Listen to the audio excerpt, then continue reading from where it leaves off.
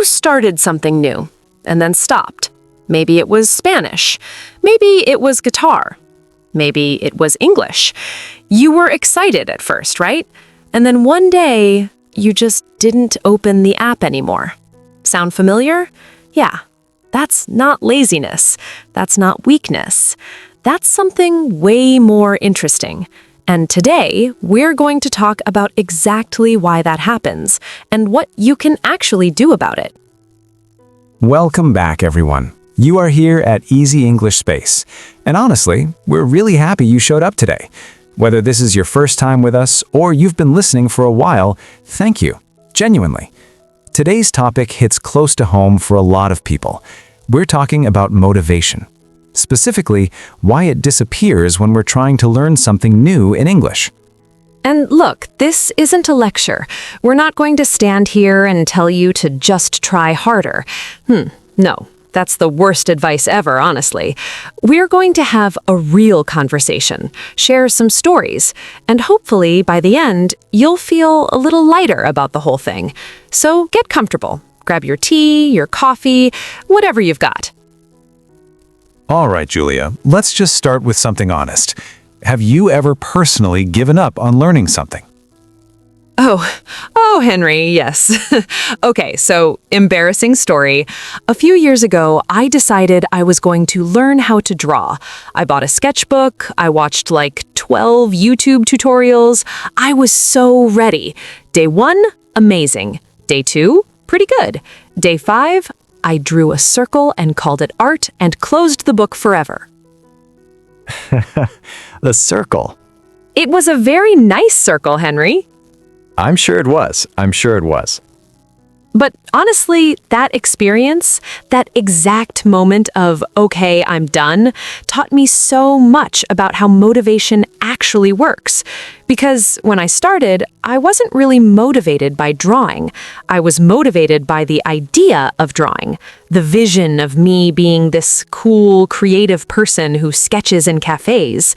And the moment reality showed up, the moment it got hard and slow and boring, that imaginary version of me disappeared, and so did the motivation. That's actually a really important distinction. The idea of something versus the reality of it. And I think with English especially, this happens so much. People imagine themselves speaking fluently at a party, impressing their boss, traveling confidently. And that image feels so real, so close. So they start. They download the app, they buy the book, they sign up for the class. And then day 3 arrives. And day 3 arrives, and it's just grammar, and new words that don't stick, and feeling stupid. And the gap between the dream and the reality is so big that the brain just says, you know what, maybe not today. Okay, so listeners, pause for a second. Think about the last time you started learning something in English and then stopped. What was the moment? When exactly did you feel that, okay, I don't want to do this anymore feeling? Write it in the comments. We genuinely want to know, because every person's answer is different, and it's fascinating. And let me add something here, because I think there's a reason we don't talk about this enough. Most language learning advice skips this part entirely. It says, be consistent, study every day, use flashcards. And fine, yes, those things matter, but none of that works if we haven't understood what's actually happening inside the brain when motivation disappears. Exactly.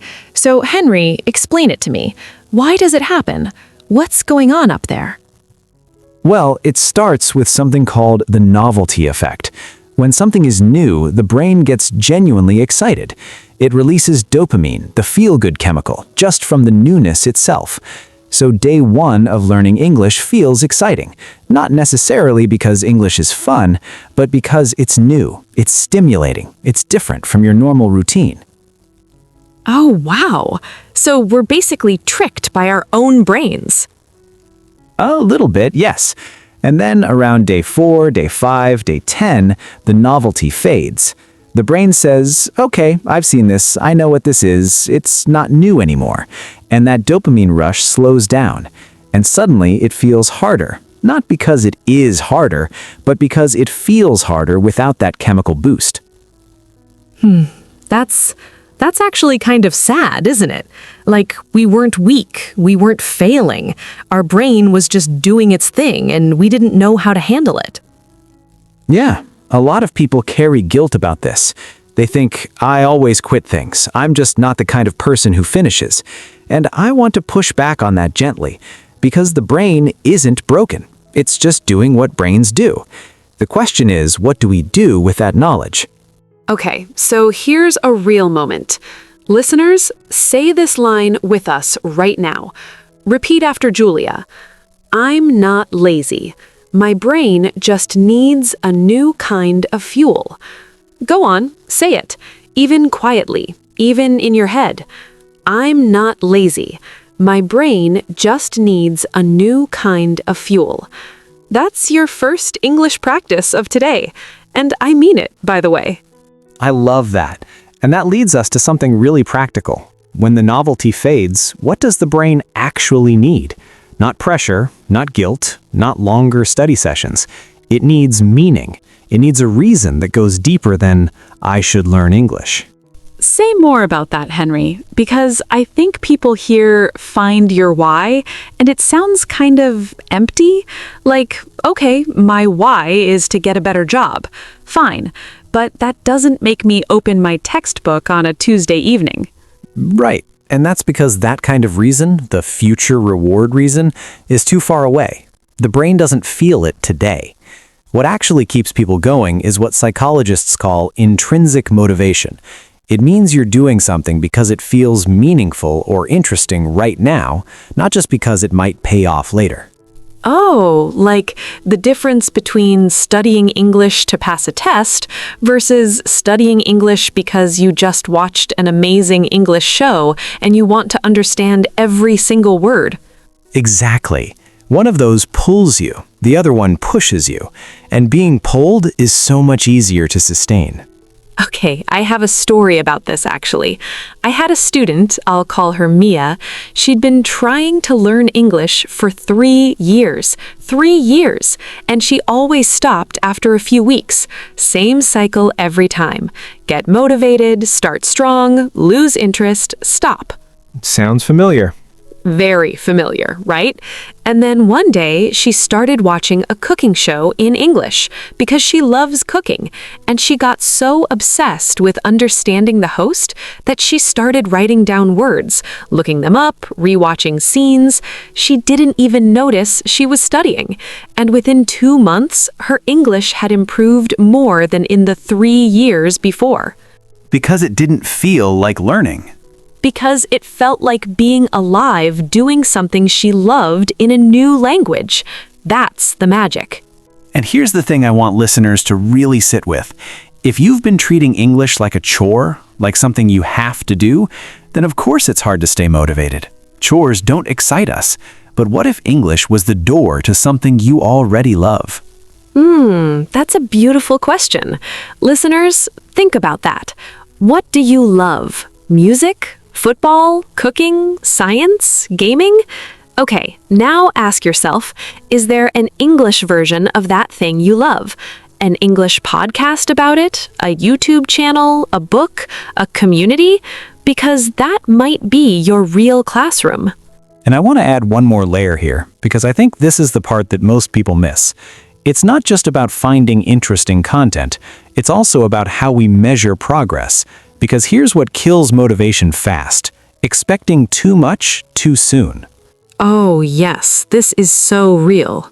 You study for 2 weeks and you think you should be having conversations by now, and you can't yet, so it feels like nothing is working, and then you stop. It's like planting a seed and digging it up every 2 days to check if it's growing yet. Yes, that's exactly what it is. You keep checking, and because you can't see the roots forming underground, you think nothing is happening. But actually, everything is happening. You just can't see it yet. So how do we measure progress in a way that keeps us going, Henry? Because just be patient is also useless advice. Fair. Okay, practical answer. Stop measuring English against fluency. Start measuring it against yesterday. Can you understand one more word than last week? Did you catch a phrase you didn't catch before? Did you feel 2 seconds less scared speaking? Those are real wins. Small, yes, but they're the roots forming underground. I love that. And I want to say something a little personal here because, I don't know, I feel like it might help someone. When I was learning, there was a long period where I felt like I wasn't moving, like I was stuck. And I remember thinking, maybe I'm just not good at this.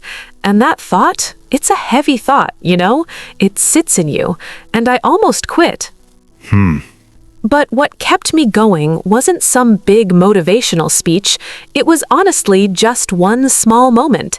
I was watching a film and I laughed at a joke in English before the subtitles showed it. And I thought, wait, I understood that. I actually understood that. It was like one tiny light in a dark room. Yeah, those moments, they're quiet. You almost miss them, but they matter so much. They matter so much. So, listeners, if you're in that stuck place right now, if you feel like nothing is moving, please listen. You are growing underground. Don't dig yourself up. Keep watering. Okay, let's do a quick practice moment, because I want you to take something spoken away from today. Julia, give them a line. All right, repeat after me, nice and clear. Every small step counts. Say it. Every small step counts. Good. Now with a little more energy. Every small step counts. Yes, that's the energy. Write it somewhere. Put it on your wall, your mirror, your phone screen, because it's true. Now, let me bring up one more reason motivation disappears. And this one's a little uncomfortable to talk about. It's shame. Ooh.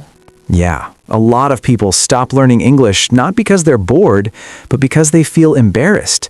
They made a mistake, someone laughed, or they imagined someone laughing, and the fear of being judged became bigger than the desire to learn. And this is really important because shame is quiet. It doesn't always show up as I'm ashamed. It shows up as I'll start again on Monday, or I'm just not ready yet, or my pronunciation is too bad to practice speaking. Exactly. It wears disguises. Henry, what do you say to someone who's stuck there in that shame place? I say, making mistakes is not proof that you're failing, it's proof that you're trying. And trying is the only path. You cannot get better at speaking without speaking badly first. That's not optional. That's the process. That's so true. And honestly, the people who are most fluent, they made the most mistakes.